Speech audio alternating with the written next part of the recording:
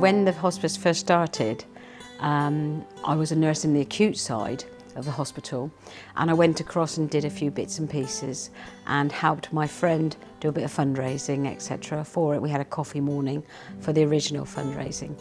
And then I went to work at the hospice 6 years later and saw how important it was to have the charity to provide the extra care that we could nurse the patients with and families. I did all sorts of volunteering for fundraising, cake making, going around on a bus collecting monies for the hospice, so lots of things. And I've been doing volunteering, I think, for 30 years. At the minute, on a Thursday, I work in the Aylesbury Hospice charity shop, which I have never worked in retail in my life, but I love it. I love meeting people, sharing my experience, my past about the hospice with them, and thank you for coming in and donating whatever they're donating or giving. So I do that on a Thursday, and whenever they need anything, I'm more than happy to come in, and I'm also an ambassador, so I'm quite happy to go out and talk if anybody wants to hear about the hospice at any time. About volunteering, what do I enjoy the most?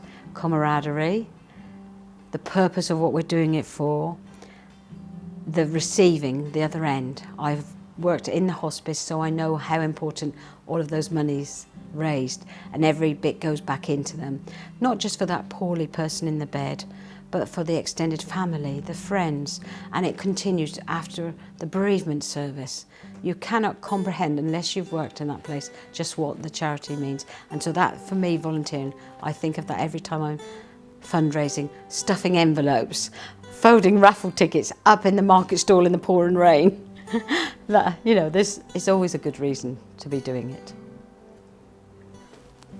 Being a volunteer at the charity means many things. Come along, get companionship for a good cause, and you'll get so much reward, more than monetary. You'll get friendship, you'll get support. Getting a real feeling of worth and extreme value, I have to say.